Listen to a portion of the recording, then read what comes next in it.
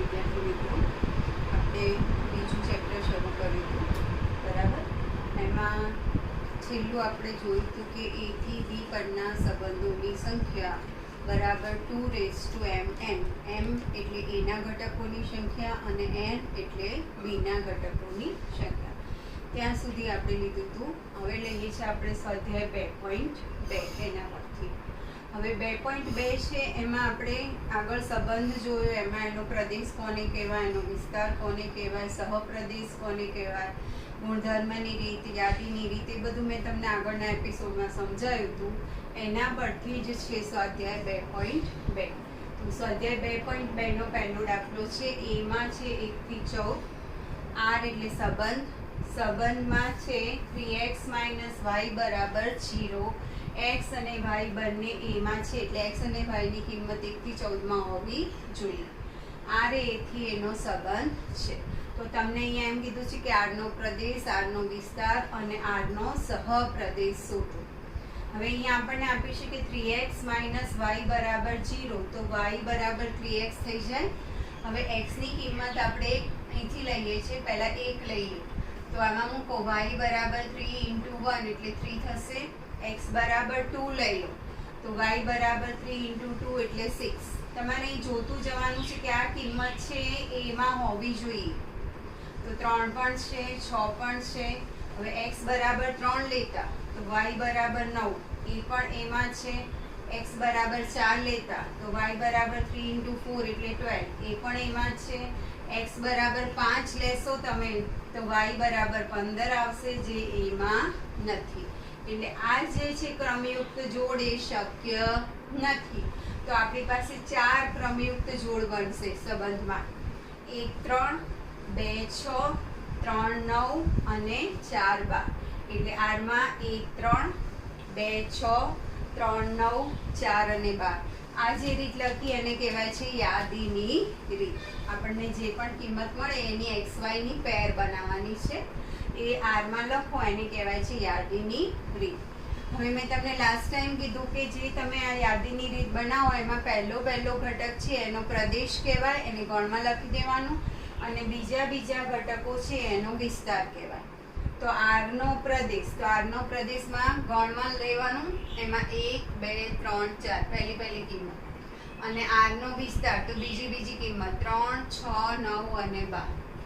હવે આરનો સહપ્રદેશ, તો આર એ થી એનું વિધેય છે, સોરી એ થી એનો સંબંધ છે. તો એ છે એનો પ્રદેશ કહેવાય. અને એ થી એ એટલે જે બીજો ઘટક આવે, બીજો ગણ હોય એને એનો સહપ્રદેશ કહેવાય. આર એ થી એનો સંબંધ છે તો એ એનો પ્રદેશ થશે. અને આ એટલે પ્રદેશ તો આપણને જે સંબંધ મળે એના પરથી નક્કી કરીએ છે, પણ એનો સહપ્રદેશ શું થાય તો એ, કારણ કે એ થી એનો સંબંધ છે. એટલે આર નો સહપ્રદેશ એ, અને એમાં કઈ કિંમત આવશે તો 1 થી 6. પ્રદેશ એટલે તમને જે પણ પેર બને એનો પહેલા ઘટક, વિસ્તાર એટલે બીજા ઘટક, અને સહપ્રદેશ તો એથી એનું વિધેય આપ્યું છે એટલે એ એનો સહપ્રદેશ થઈ જશે. તો એમાં કઈ કિંમત છે તો 1 થી 6. હવે બીજો દાખલો છે. એમાં સંબંધ તમને આપેલો છે r બરાબર xy, y બરાબર x વત્તા 5. x એ 4 થી નાની પ્રાકૃતિક સંખ્યા છે અને x અને y બંને n માં છે, એટલે કે x અને y પ્રાકૃતિક સંખ્યા છે. હવે તમને એ કીધું છે કે x એ 4 થી નાની પ્રાકૃતિક સંખ્યા, તો કઈ આવશે તો 1 2 3. એટલે x ની કિંમત કઈ આવશે 1 2 3. અને y બરાબર તમને અહીં આપ્યું છે x વત્તા 5. હવે હું આમાં x બરાબર 1 મૂકું તો 5 ને 1 6, એટલે મારી પહેલી પેર બનશે 1 અને 6. પછી 2 મૂકો તો 5 ને 2 7, એટલે બીજી પેર બનશે 2 7. x ની કિંમત 3 લો તો 5 ને 3 8, એટલે આપણી પાસે x ની 3 જ કિંમત છે એટલે 3 પેર બનશે. આમાં x ની કિંમત મૂકવાની અને y શોધવાનું. 1 મૂકશો તો 6 મળશે, 2 મૂકશો તો 5 ને 2 7, 3 મૂકશો તો 5 ને 3 8. એટલે r બરાબર 1 6 2 7 3 8. આને કહેવાય છે યાદીની રીત. તમારે તે યાદીની રીતે લખવાનું છે. એનો પ્રદેશ અને વિસ્તાર શોધવાનો છે. તો આરનો પ્રદેશ થશે 1 2 3 ગણમાં, અને આરનો વિસ્તાર તો બીજી કિંમત 6 7 અને 8. બરાબર.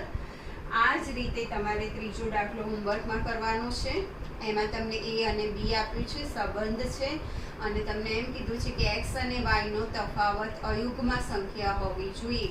એટલે તમારે બાદબાકી કરવાની પેરની, એક્સ અને વાયનો જે ઘટક હોય અને એ બાદબાકીની જે કિંમત આવે એ અયુગ્મ સંખ્યા હોય એવી કિંમતો આરમાં લેવાની. તો ત્રીજો દાખલો તમે હોમવર્કમાં લઈ લેજો. ચોથો છે, ચોથામાં તમને આ કિરણ આકૃતિ ત્યાં આપેલી છે, પી અને ક્યુ. પીમાં છે 5, 6, 7, 3, 4, 5. તમારે એમાં એમ કીધું છે કે 3 રીતે લખો, ગુણધર્મની રીત અને યાદીની રીતે લખવાનું છે, અને એનો પ્રદેશ અને વિસ્તાર શોધવાનો છે.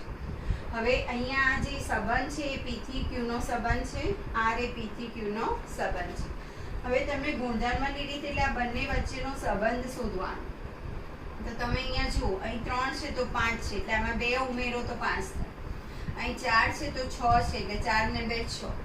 5 છે તો 7 છે, એટલે 5 ને 2 7. એટલે આની કિંમત આના કરતાં 2 વધારે છે. એટલે x બરાબર શું લખાય? તો y + 2. x બરાબર y + 2.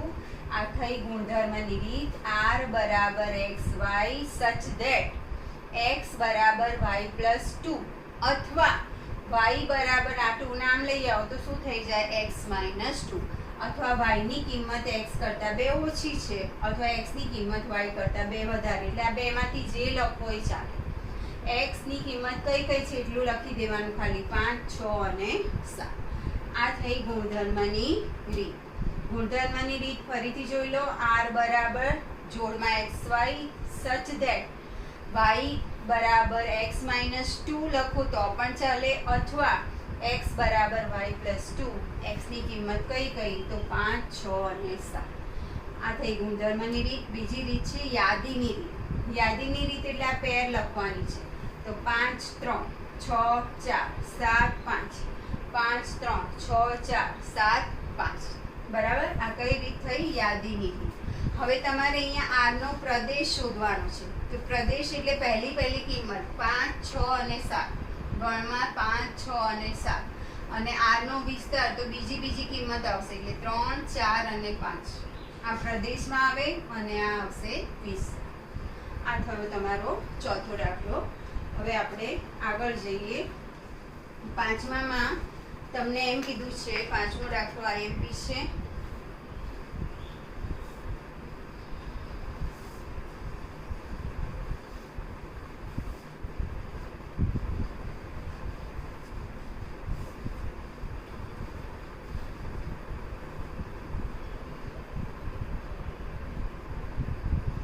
પાંચમામાં a બરાબર 1 થી 6 આપ્યા છે. સોરી, 1, 2, 3, 4 અને 6. વચ્ચે 5 નથી આપેલા. અને r બરાબર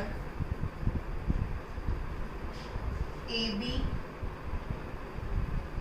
a અને b એમાં છે બંને.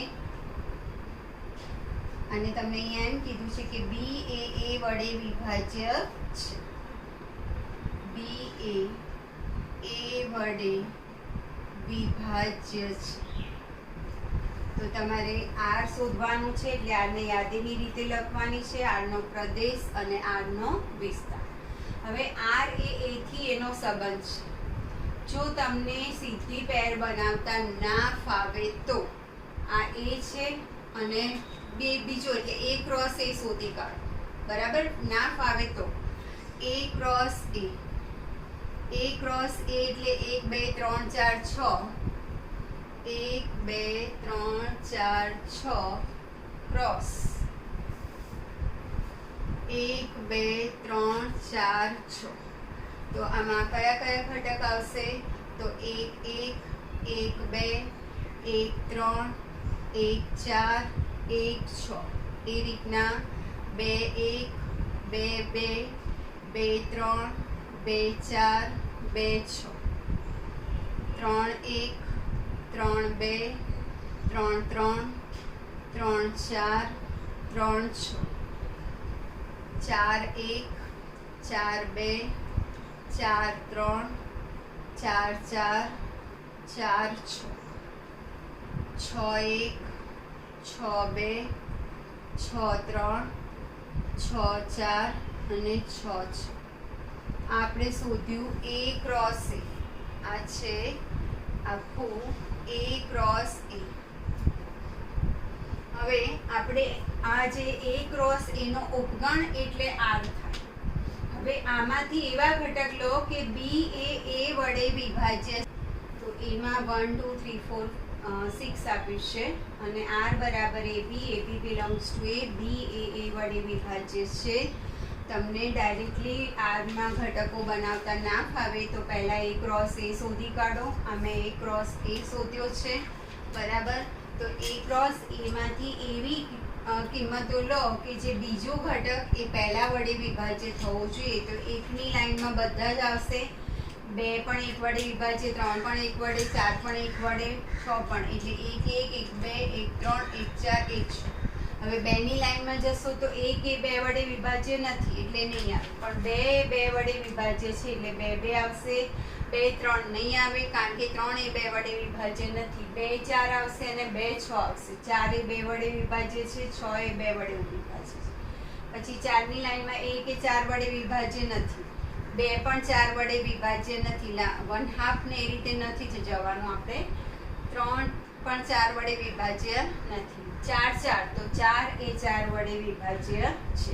એ રીતના 6 ની લાઈનમાં 3 6 નહીં આવે, 3 એ 6 વડે વિભાજ્ય નથી. 6 એ 3 વડે થાય પણ 3 એ 6 વડે નથી, એટલે 6 6 છેલ્લો ઘટક. તો આટલા ઘટક આરમાં આવશે. આ થઈ યાદીની રીત, બરાબર. યાદીની રીત.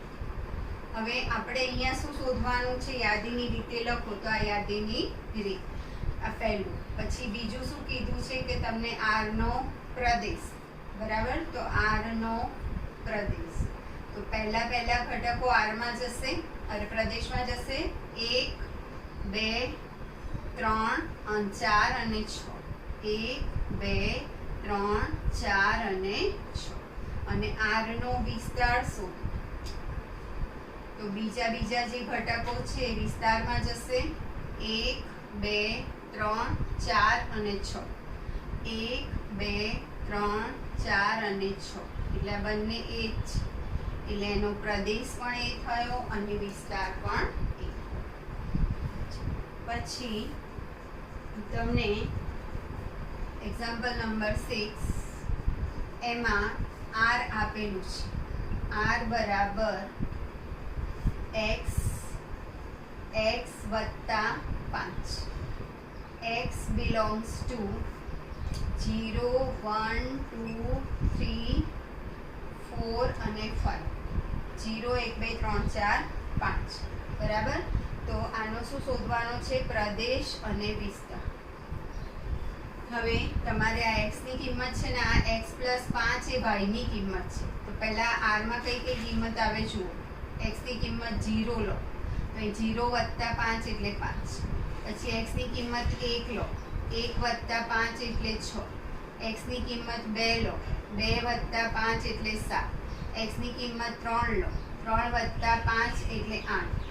x ની કિંમત 4 લો તો 4 વત્તા 5 એટલે 9. x ની કિંમત 5 લો, 5 વત્તા 5 એટલે 10, બરાબર. આ થઈ યાદીની રીત. હવે તમને અહીંયા શું કીધું છે કે પ્રદેશ અને વિસ્તાર. તો R નો પ્રદેશ, તો R ના પ્રદેશમાં શું આવશે? 0 1 2 3 4 5. 0 1 2 3 4 5. અને R નો વિસ્તાર, તો R નો વિસ્તાર એટલે બીજી કિંમતો 5 6 7 8 9 અને 10. 5 6 7 8 9 અને 10. આ થઈ ગયો R નો પ્રદેશ અને R નો વિસ્તાર. આ જોડ જ આપી છે x અને y. y એટલે શું છે? તો x વત્તા 5. x ની કિંમત 0 થી 5 લેવાની છે અને y ની શોધવાની છે. અને એના પરથી પહેલા ઘટકો પ્રદેશમાં અને બીજા ઘટકો જતા રહેશે વિસ્તારમાં. એના પછી એક્ઝામ્પલ નંબર 7 એમાં તમને આપ્યું છે, સંબંધ આપ્યો છે R x નો ઘન તમને એમ કીધું છે કે x એ 10 કરતાં નાની અવિભાજ્ય સંખ્યા છે. x એ 10 કરતાં નાની અવિભાજ્ય સંખ્યા.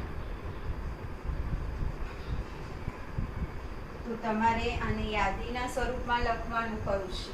બરાબર? ચલો, 10 કરતાં નાની અવિભાજ્ય સંખ્યા તો કઈ કઈ આવશે? એક વિશિષ્ટ સંખ્યા છે, વિભાજ્ય પણ નથી અને અવિભાજ્ય પણ નથી. યાદ રાખજો, આ એક વિશિષ્ટ છે, વિભાજ્ય પણ નથી અને અવિભાજ્ય પણ નથી. તો નાનામાં નાની અવિભાજ્ય સંખ્યા આવશે 2, પછી 3, 5 અને 7. 10 કરતાં નાની અવિભાજ્ય સંખ્યા કઈ કઈ આવશે? તો 2, 3, 5, 7. એટલે આ x ની કિંમત છે. હવે તમને અહીંયા x નો ઘન કરીશું તો 2 નો ઘન બરાબર એટલે 8, 3 નો ઘન 27, 3 તરી 9 તરી 27 અને 5 નો ઘન તો 125, 7 નો ઘન 77, 49 ગુણ્યા 7 એટલે 343. બરાબર? હવે તમારે આને શું કરવાનું છે? યાદીના સ્વરૂપમાં. બરાબર?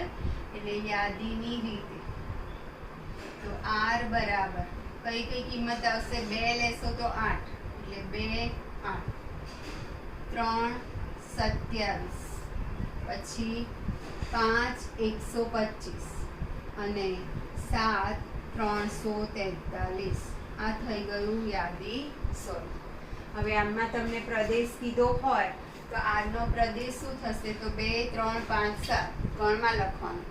અને આરનો વિસ્તાર કીધો હોય તો 8, 27, 125 અને 343. બરાબર? પછી 8મા દાખલામાં તમને a અને b આપ્યું છે અને a થી b ના સંબંધોની સંખ્યા પૂછી છે. આગળના એપિસોડમાં આપણે સૂત્ર લીધું હતું a થી b ના સંબંધોની સંખ્યા = 2m × n.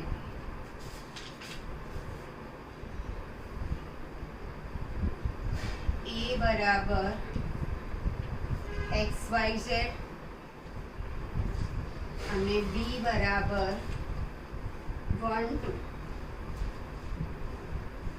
તો આમાં નંબર ઓફ a, આમાં કેટલા સભ્યો છે? તો 3 અને એમ કહી દો. નંબર ઓફ b, તો આમાં 2 સભ્યો છે અને n કહી દો. માટે a થી b ના સંબંધોની સંખ્યા આ MCQ માં પૂછી શકે છે. 2mn એટલે 2 × 3 × 2 તો 2 / 6. બરાબર? m એટલે 3 છે અને n એટલે 2 છે. 3 દુ 6 તો 2 દુ 4 દુ 8, 16, 32, 64 એટલે 64 એટલે 2 ની 6 ઘાત એટલે કેટલા થઈ જશે? 64. તો a થી b ના સંબંધોની સંખ્યા 64. આ MCQ માટે છે. બરાબર? અને છેલ્લો સમ છે એમાં તમને r એ z પર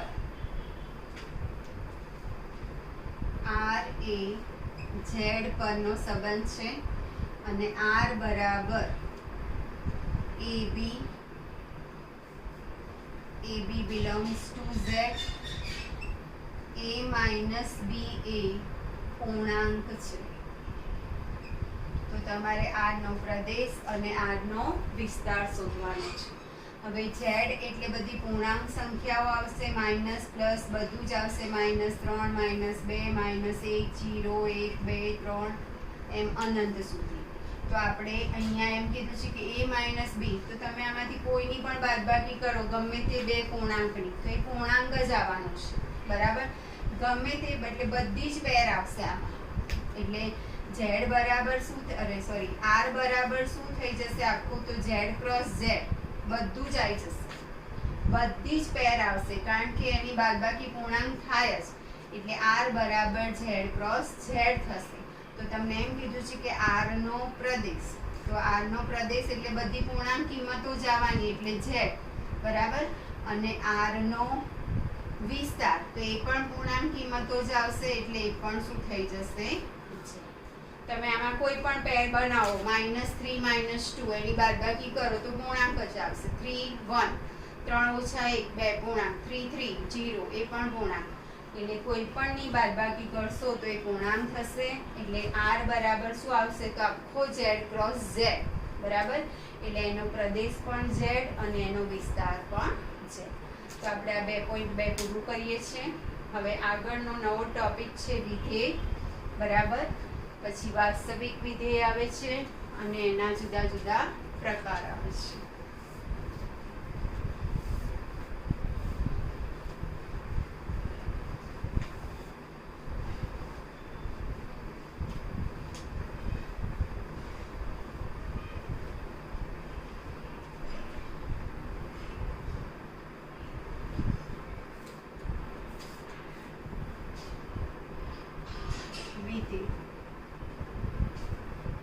એટલે ફંક્શન.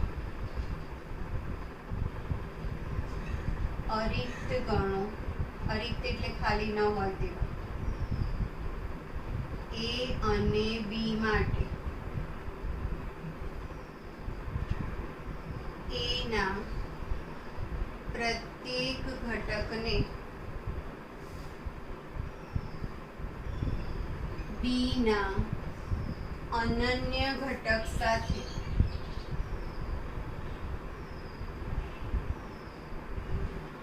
સાંકળતા સંબંધને વિધેય કહે છે. તેને f from A to B વડે દર્શાવાય છે. f from A to B માટે આ A છે એને વિધેયનો પ્રદેશ કહેવાય છે. વિધેય f નો પ્રદેશ એટલે એને ડોમેઇન ઓફ f. ઇંગ્લિશમાં પ્રદેશને ડોમેઇન કહેવાય છે એટલે ડોમેઇન ઓફ f. અને આ જે B છે એને વિધેય f નો સહપ્રદેશ. સહપ્રદેશ એટલે કોડોમેઇન એટલે એને CF વડે દર્શાવાય છે. વિધેય અરિક્ત ગણો એટલે ખાલી ન હોય તેવા બે ગણો છે A અને B માટે. A ના પ્રત્યેક ઘટકને B ના અનન્ય ઘટક સાથે સાંકળતા સંબંધને વિધેય કહેવાય છે. અને વિધેયને f વડે દર્શાવાય છે. f એ ક્યાંથી ક્યાંનું વિધેય છે તો A થી B બરાબર. અને f એ A થી B નું વિધેય હોય તો A ને વિધેયનો પ્રદેશ કહેવાય છે અને B ને વિધેયનો સહપ્રદેશ કહેવાય છે. વિધેયના પ્રદેશને ડોમેઇન કહેવાય છે એટલે ડોમેઇન ઓફ f. અને સહપ્રદેશને કોડોમેઇન એટલે એને CF વડે દર્શાવાય છે. અને વિધેયનો જે વિસ્તાર હોય f નો વિસ્તાર એને RF વડે રેન્જ ઓફ f. f નો વિસ્તાર એટલે રેન્જ ઓફ f એટલે એને RF વડે દર્શાવાય છે. પ્રદેશને DF વડે, સહપ્રદેશને CF વડે અને વિસ્તાર છે એને શેના વડે દર્શાવાય છે RF વડે બરાબર. તો આ થઈ વિધેયની વ્યાખ્યા. હવે જો તમને f a થી b નું વિધેય આપ્યું હોય એટલે ધારો કે a થી b ની બદલે તમને અહીંયા r થી r નું વિધેય આપ્યું હોય બરાબર છે.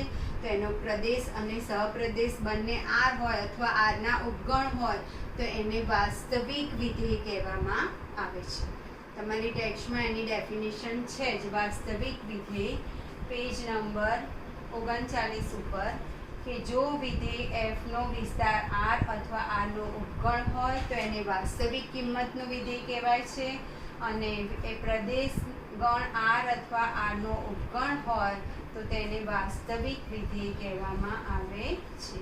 એટલે કે f નો પ્રદેશ ગણ r અથવા r નો ઉપગણ હોય તો એને વાસ્તવિક વિધેય કહેવામાં આવે છે.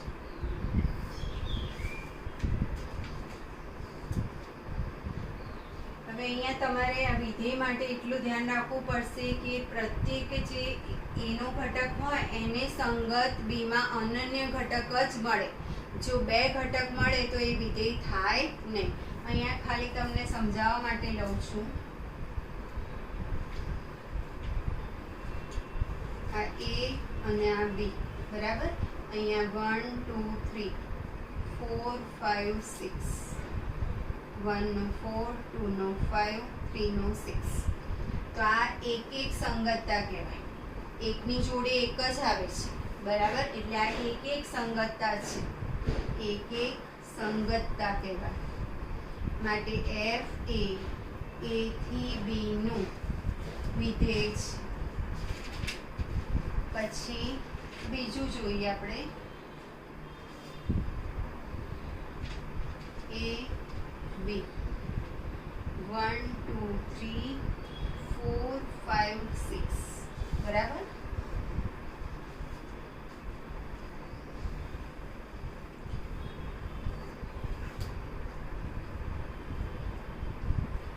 વન નો જવાબ આવશે 4, 2 નો જવાબ આવશે 4 અને 3 નો જવાબ આવશે 5, બરાબર. એટલે તમે જ્યારે પેર લખો તો કઈ રીતે લખાય? 1 4, 2 4 અને 3 5.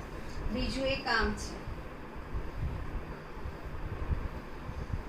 એ બી 1 2 3 4 5 6.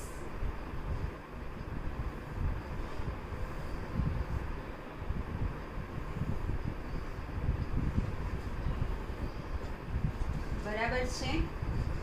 અને આપણે હમણાં આમ જ રાખીશું 1 2 અને અહીંયા 1 નો 4, 1 નો 5, 2 નો 6. તો આ જે છે એ અનેકનો એક જવાબ છે. એટલે એકનો જવાબ 4 છે અને બેનો જવાબ 4 છે. અહીંયા શું કીધું છે કે એના પ્રત્યેક ઘટકને બીના અનન્ય ઘટક સાથે સાંકળતો. એટલે 1 ને તો 4 સાથે સાંકળેલું છે, કે 1 ને બીજા કોઈ સાથે સાંકળેલું નથી. એટલે 1 નો જવાબ તો 4 જ છે. તમે અહીં જ્યારે પેર બનાવો તો 1 ની 4 થશે, 2 ની 4 થશે, 3 ની 5 થશે, બરાબર છે. એટલે 1 નો જવાબ તો 4 જ છે, અનન્ય જ છે. 1 ના બે જવાબ નથી. 2 નો જવાબ 4 છે અને 3 નો 5 છે. તો આ અનેક એક સંગતતા કહેવાય. અનેક એક સંગતતા. તો અનેક એક સંગતતા હોય તો પણ એફ એ થી બી નું વિધેય છે. એફ એ થી બી નું વિધેય છે. જો આ અનેકમાંથી એકમાં એરો જાય છે એટલે કેવી સંગતતા કહેવાય? અનેક એક સંગતતા. માટે એફ એ થી બી નું વિધેય છે. પણ અહીંયા 1 ના બે જવાબ આવશે, 4 અને 5. એટલે આમ થશે 1 4 1 5 અને 2 6, બરાબર. તો 1 ના બે જવાબ આવ્યા, 1 4 અને 1 5. એના પ્રત્યેક ઘટકને બીના અનન્ય ઘટક, તો અહીં તો બે ઘટક થઈ ગયા. એટલે આ કઈ સંગતતા થઈ? તો એક અનેક સંગતતા. તો એફ એ થી બી નું વિધેય નથી. એફ એ થી બી નું વિધેય નથી, બરાબર. આ થોડું ક્લિયર કરી દો કે એફ એ થી બી નું વિધેય ક્યારે થાય? તો એક સંગતતા હોય ત્યારે, બરાબર. એટલે એકનો જવાબ એક જ હોય, એક સંગતતા હોય તો એફ એ થી બી નું વિધેય છે. બીજું અનેક એક સંગતતા હોય તો પણ વિધેય થાય. પણ એક અનેક સંગતતા હોય તો એફ એ થી બી નું વિધેય નથી. બીજું એક,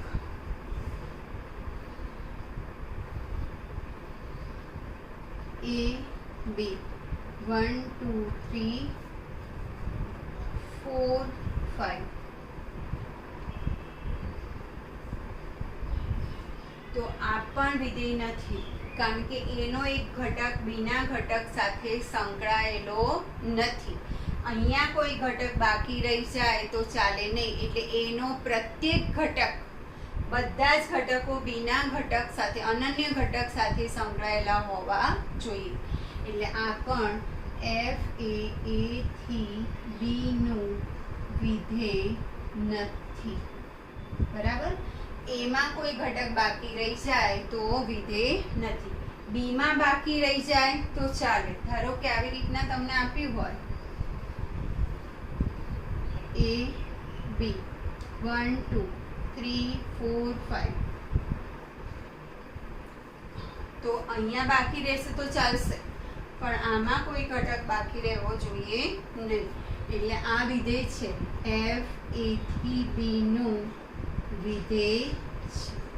એટલે એનો કોઈ ઘટક બીના ઘટક સાથે સંકળાયેલો ના હોય તો પણ વિધેય નથી. વિધેય ખાલી ક્યારે થાય? એક સંગતતા અને અનેક એક સંગતતા હોય ત્યારે. અને એનો પ્રત્યેક ઘટક બીના અનન્ય ઘટક સાથે સંકળાયેલો હોય તો વિધેય થાય. એક અનેક સંગતતા હોય તો પણ વિધેય થતું નથી. એનો કોઈ ઘટક બાકી રહી જાય બીના ઘટક સાથે સંકળાયેલા વગરનો તો પણ વિધેય થતું નથી. હવે આગળ જઈએ આપણે. હવે આવે છે તદેવ વિધેય. વિધેયના જુદા જુદા વિધેયો છે અને એના આલેખો છે. જુદા જુદા પ્રકાર કહો કે જુદા જુદા વિધેયો કહો.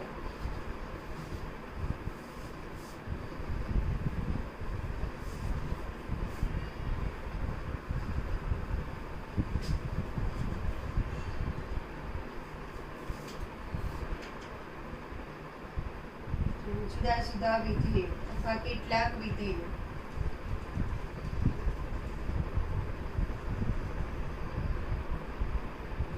એમાં પહેલું છે તદેવ વિધેય. તદેવ વિધેયને ઇંગ્લિશમાં કહેવાય છે identity function.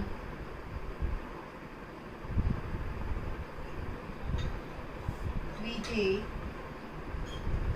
f from r to r fx બરાબર x. એટલે આ fx છે એને y પણ કહેવાય છે. એટલે આમ પણ લખાય કે y બરાબર fx બરાબર x ને તદેવ વિધેય કહે છે. તદેવ વિધેય એટલે તમે જે પણ કિંમત લો એનો એ જવાબ આવે. વિધેયમાં તમે 1 મૂકો તો 1 જ આવે, 2 મૂકો તો 2 આવે, 0 મૂકો તો 0 આવે. એટલે એને શું કહેવાય છે? તદેવ વિધેય. અને તદેવ વિધેયને i વડે દર્શાવાય છે. બરાબર? a થી એનું વિધેય હોય તો i a વડે દર્શાવાય. i a થી એનું. અને શું લખાય તો i a x બરાબર x. ફોર પ્રત્યેક x belongs to a માટે કોઈ પણ કિંમત લો તો એનો એ જવાબ આવે. એવી રીતના ધારો કે r થી r નો વિધેય છે તો એને ir વડે દર્શાવાય. અને irx બરાબર x. બરાબર? પ્રત્યેક x belongs to r માટે. હવે આ તદેવ વિધેય છે એનો આલેખ તે ઉગમ બિંદુમાંથી પસાર થતી રેખા આવશે. એમાં તમે 1 લેશો તો એનો જવાબ 1 આવશે, 0 લેશો તો એનો જવાબ 0. ધારો કે અહીં 1 છે અને અહીં 1 છે. આ 2 2 3 3 અહીંયા -1 -1 -2 -3 -2 -3. એટલે તમારું આ 0 લેશો તો 0 જ આવશે, 1 લેશો તો 1 1 ઉપર પોઈન્ટ આવશે, 2 લેશો તો 2 2 ઉપર પોઈન્ટ જશે, 3 લેશો તો 3 3 ઉપર. એવી રીતના -1 લેશો તો -1 -1 -2 લેશો તો -2 -2 -3 લેશો તો -3 -3. એટલે આ રીતના ઉગમ બિંદુમાંથી પસાર થતી રેખા આ થયો તદેવ વિધેયનો. બરાબર? ઉગમ બિંદુમાંથી પસાર થતી રેખા. કારણ કે એમાં જે તમે બિંદુ x ની કિંમત લો એ જ y ની કિંમત મળે છે. બરાબર? એટલે આ થયો તદેવ વિધેયનો આલેખ. અને તદેવ વિધેય એટલે f from r to r fx બરાબર x અથવા ir from r to r irx બરાબર x ને શું કહેવાય છે? તદેવ વિધેય. બરાબર? એનો ir એ r થી r તો એનો પ્રદેશ પણ r થશે અને એનો વિસ્તાર પણ r થશે. આનો પ્રદેશ પણ r અને એનો વિસ્તાર પણ r. એના પછી બીજું આવે છે અચળ વિધેય. અચળ વિધેય. અચળ વિધેયને કહેવાય છે કોન્સ્ટન્ટ ફંક્શન.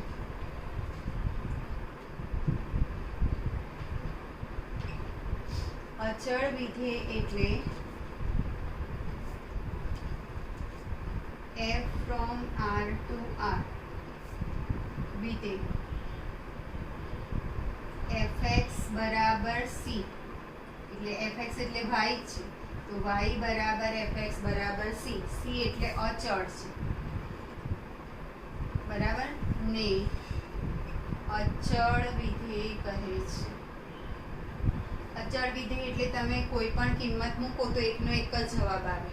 ધારો કે હું આમ લઉં કે ફ્રોમ r થી r fx બરાબર 2 તો હું અહીં f1 લઈશ તોય 2 જવાબ આવશે, f2 લઈશ તોય 2 આવશે, f-1 લઈશ તોય 2 આવશે. એટલે એકનો એક જવાબ આવે તો એને કહેવાય છે અચળ વિધેય. હવે ધારો કે મારા fx બરાબર 2 છે તો એનો આલેખ કઈ રીતના આવશે તો y ની કિંમત 2 છે. x ની ગમે તે કિંમત લેશો પણ y ની કિંમત તો શું આવશે 2 જ આવશે. એટલે અહીંયા 1 અને આ 2 તો આ રીતે આ થયો અચળ વિધેયનો આલેખ. આ y બરાબર 2 અથવા fx બરાબર 2. એટલે અહીંયા આપણે c લઈએ તો આને c કહી દેવાનું. હું અહીં 0 લઈશ તોય 2 જવાબ આવશે, 1 લઈશ તોય 2 આવશે, 5 લઈશ તોય 2 આવશે. તો આને કહેવાય છે અચળ વિધેય. બરાબર. એના પછી આવે છે બહુપદી વિધેય.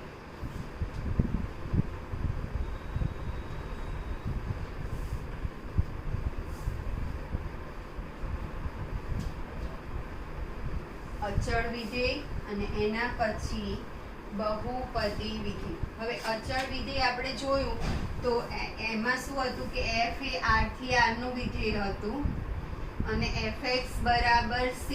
બરાબર. તો એનો વિસ્તારમાં તમે કોઈ પણ કિંમત મૂકશો તો c જ આવશે. એટલે એનો વિસ્તાર c થશે અને પ્રદેશ શું થશે r. બરાબર.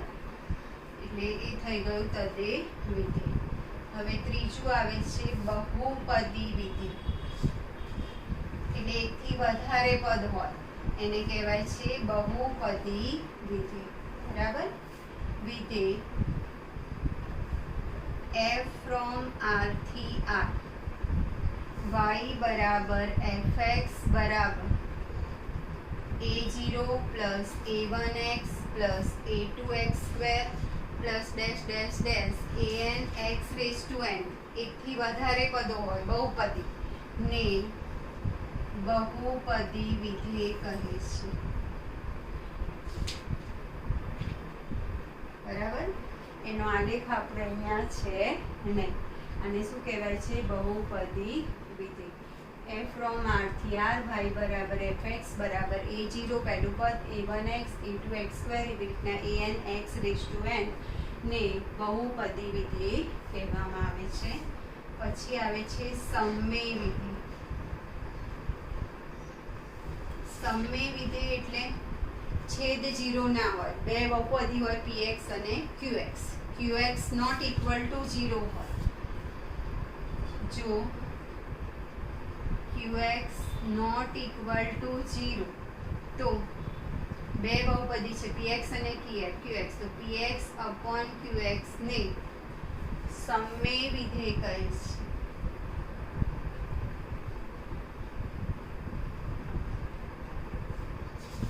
બરાબર. qx નોટ ઇક્વલ ટુ 0 છે 0 ના હોય તો px અપોન qx ને સમમેય વિધેય કહે છે. f અને g લો તો અહીં gx નોટ ઇક્વલ ટુ 0 હોય તો fx અપોન gx ને સમમેય વિધેય કહે છે. એનો પણ આલેખ એ બહુપદી કઈ છે એના ઉપર જાય છે એટલે એનો પણ આલેખ આપણે છે નહીં. જેનો આલેખ હશે એ હું તમને દોરીને બતાવતી જઈશ. હવે આવે છે માનાંક વિધેય. માનાંક વિધેય એને કહેવાય છે મોડ્યુલસ ફંક્શન.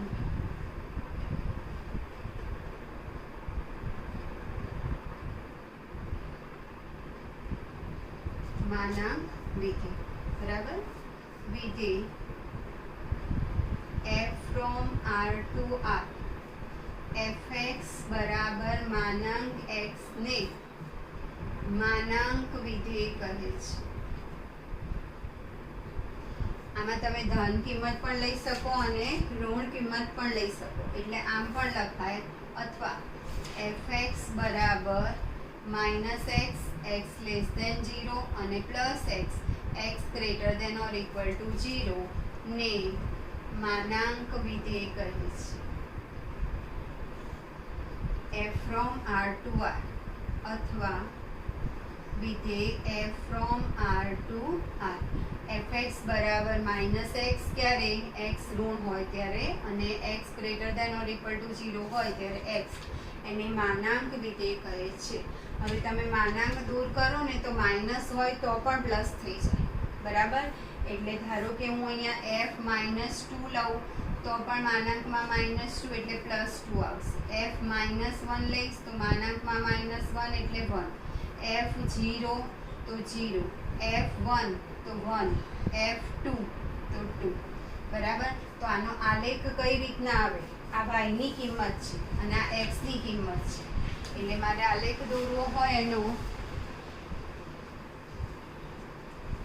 તો આ x અક્ષ, આ થશે y અક્ષ, 0 1 2 3, 1 2 3, -1 -2 -3, -1 -2 -3.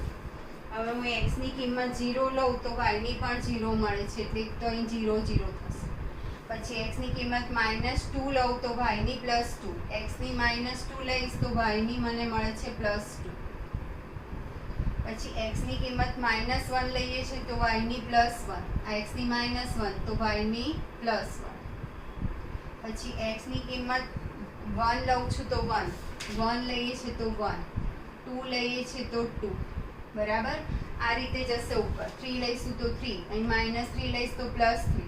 તો આ માનાંકનો આલેખ આ રીતે આવશે.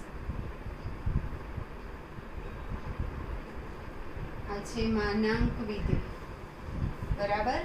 તો માનાંક વિધેય જે છે એની જે કિંમત છે એ બધી ધન જ મળશે. આમાં અપૂર્ણાંક કિંમત પણ લઈ શકાય, કારણ કે r થી r નું વિધેય છે, બરાબર? એટલે માનાંક વિધેયનો વિસ્તાર, બરાબર? આનો વિસ્તાર શું થઈ જશે? તો r પ્લસ યોગ 0, 0 આવે અને ધન સંખ્યાઓ આવે એટલે r પ્લસ યોગ 0. અને પ્રદેશ શું થાય? તો આ પ્રદેશ r અને વિસ્તાર, માનાંક વિધેયનો વિસ્તાર MCQ માટે પૂછાય છે, r પ્લસ યોગ 0, ધન સંખ્યાઓ, બરાબર? પછી પૂર્ણાંક પણ હોઈ શકે અને અપૂર્ણાંક પણ હોઈ શકે. એના પછીનું આવે છે ચિહ્ન વિધેય.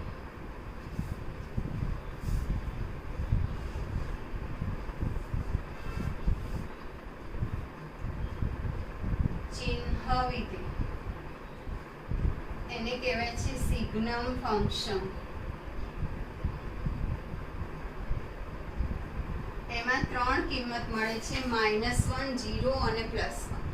લેસ ધેન 0 હોય તો -1, ઇક્વલ ટુ 0 હોય તો 0 અને ગ્રેટર ધેન 0 હોય તો +1. અને એ પણ r થી r નું વિધેય છે. વિધેય f from r to r. fx બરાબર -1, 0 અને 1, x લેસ ધેન 0, x બરાબર 0 અને x ગ્રેટર ધેન 0 ને ચિહ્ન વિધેય કહે છે, બરાબર? 3 કિંમત આવે, -1 x લેસ ધેન 0 હોય ત્યારે, 0 x બરાબર 0 હોય ત્યારે અને 1 x ગ્રેટર ધેન 0. એટલે 2 લો તોય 1 જ જવાબ આવે, 101 લેશું તોય 1 જ આવશે. તો આને કહેવાય છે ચિહ્ન વિધેય.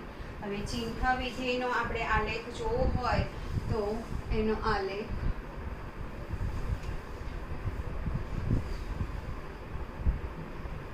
-0 1 2 -1 -2 +1 +2 -1 -2. એક તો 0 હોય ત્યારે 0 એટલે અંત તો આ જ પોઈન્ટ થવાનું, 0 ત્યારે 0. પછી x લેસ ધેન 0 હોય ત્યારે શું આવે છે? -1. તો x લેસ ધેન 0 ત્યારે આવે છે -1. x લેસ ધેન 0 એટલે આ સાઈડ, ત્યારે અહીંયા આવશે -1. તો તમારે અહીંયા -1 આગળ આ રીતના કરવાનું છે, અને આ બાજુ એરો બતાવવા x લેસ ધેન 0 ત્યારે -1 અને x ગ્રેટર ધેન 0 ત્યારે +1 x ગ્રેટર ધેન આ x અક્ષ અને આ y અક્ષ x ગ્રેટર ધેન 0 ત્યારે +1 આ થયું સિગ્નમ ફંક્શન બરાબર ચિહ્ન વિધિ. હવે છેલ્લું આવે છે આપણું મહત્તમ પૂર્ણાંક વિધેય. એ ધ્યાન રાખવાનું છે. મહત્તમ પૂર્ણાંક વિધેય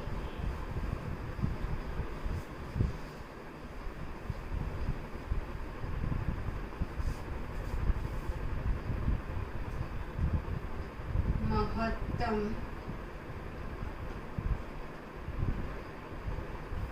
પૂર્ણાંક વિધેય એને કહેવાય છે greatest integer function. Greatest integer function. આમાં વિધેય f from r to r fx બરાબર બોક્સ x. આ બોક્સમાં x લખવાનું છે. બોક્સ x નું મીનિંગ શું થાય તો x ને સમાન અથવા x થી સૌથી તમામ પૂર્ણાંકોમાં સૌથી મોટો પૂર્ણાંક બરાબર. x થી નાનો અથવા x ને સમાન હોય તેવો તમામ પૂર્ણાંકોમાં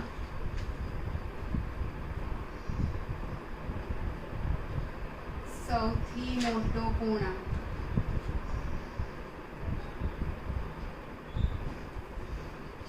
f from r to r fx બરાબર બોક્સ x. બોક્સ x નો મતલબ શું થાય x થી નાનો અથવા x ને સમાન હોય તેવો તમામ પૂર્ણાંકોમાં સૌથી મોટો પૂર્ણાંક એને કહેવાય છે ને મહત્તમ પૂર્ણાંક વિધેય કહે છે.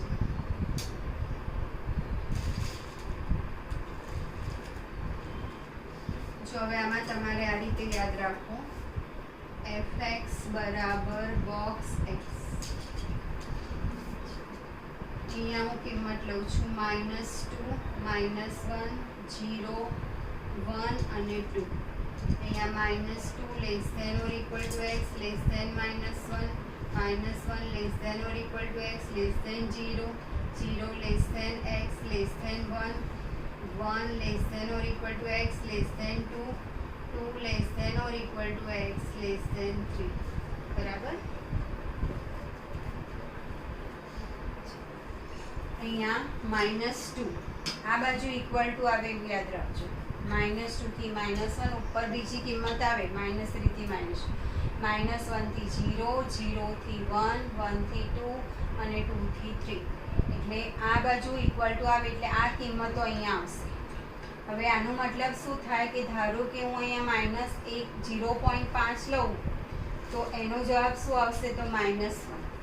0.8 લઉં તો એનો જવાબ શું આવશે 0. અહીંયા 1.5 લઈશ તો એનો જવાબ શું આવશે 1. 2.3 લઈશ તો એનો જવાબ શું આવશે 2. આના પરથી જો આ રીતે તમને આમાં આવી રીતના MCQ પણ પૂછાય છે f -1.8 બરાબર ખાલી જગ્યા અને fx બરાબર બોક્સ x બરાબર. એટલે તમને આમ પણ પૂછે કે બોક્સમાં -1.8 બરાબર. તો -1.8 એટલે -2 થી -1 ની વચ્ચે આવે તો ઇક્વલ ટુ ક્યાં આવે છે તો -2 આવે એટલે આનો જવાબ આવશે -2. f અહીંયા 0.7 તો 0 થી 7 0.7 એટલે 0 થી 1 ની વચ્ચે તો ઇક્વલ ટુ ક્યાં આવશે 0 આવે. પછી -3.7 તો -3 થી -4 થી -3 ની વચ્ચે આવશે એટલે એમાં શું આવશે તો -4.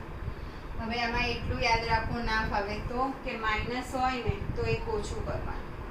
-1 -1 એટલે -2 અને પ્લસ હોય તો એનું એ જ રાખવાનું 0.7, તો પોઈન્ટ આગળ 0 છે તો 0 ના 0. અહીં -3.7 છે તો -3 -1 એટલે -4.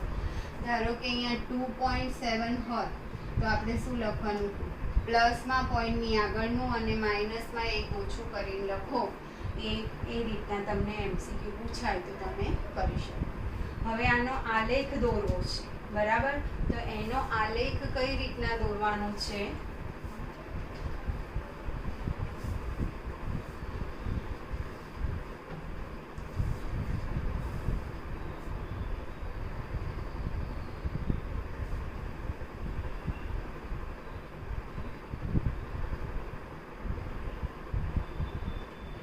-0, 1, 2, 3, -1, -2, -3, 1, 2, 3, -1, -2 અને -3. હવે આ જે છે વાયની કિંમત છે -2, તો એ -2 સામે, સોરી વાયની -2, એ -2ની સામે. તો -2 ની સામે શું લેવાનું છે? -2 થી -1, એટલે અહીંયા -2 થી -1, બરાબર? -2 આગળ ડાર્ક કરવાનું છે, ઇક્વલ ટુ છે એટલે, અને અહીંયા ભૂલું કરવાનું છે. -2 થી -1 કોની સામે? તો -2 ની સામે, બરાબર? -2 પર ડાર્ક અને -1 આગળ ઇક્વલ ટુ નથી એટલે ભૂલું. પછી -1 ની સામે, -1 ની સામે -1 થી 0, તો અહીંયા -1 થી 0. -1 આગળ ડાર્ક આવશે અને અહીંયા પૂરું. પછી 0 ની સામે, એટલે 0 ની સામે 0 થી 1, બરાબર? 0 ની સામે શું છે? વાયની કિંમત 0 ની સામે, એટલે 0 ની સામે, અને 0 થી 1, તો આ 0 થી 1. 0 ઉપર ડાર્ક આવશે, 1 ઉપર પોલું આવશે. પછી વાયની કિંમત 1 ની સામે, 1 ની સામે 1 થી 2, 1 થી 2, બરાબર? 1 ઉપર ડાર્ક આવશે અને 2 ઉપર પોલું. પછી 2 ની સામે, 2 ની સામે 2 થી 3, 2 પર ડાર્ક, 3 પર પોલું. આ થયો એનો આલેખ. આ એક્સ અક્ષ અને આ વાય. આ મહત્તમ પૂર્ણાંક વિધેયનો આલેખ છે. આ સ્ટેપ હોય એ રીતનો છે, પગથિયા ટાઈપ, બરાબર? હવે તમે જોઈ શકો છો કે આની જે કિંમત છે બધી પૂર્ણાંક કિંમત જ આવશે. આનો જે જવાબ આવશે એ કોઈ અપૂર્ણાંક કિંમત આવશે નહીં. તો તમને એમ પૂછે છે કે પૂર્ણાંક વિધેયનો વિસ્તાર શું? તો શું થશે? z. પૂર્ણાંક વિધેયનો વિસ્તાર એટલે મહત્તમ પૂર્ણાંક વિધેયનો વિસ્તાર શું? તો આનો વિસ્તાર શું થઈ જશે? z.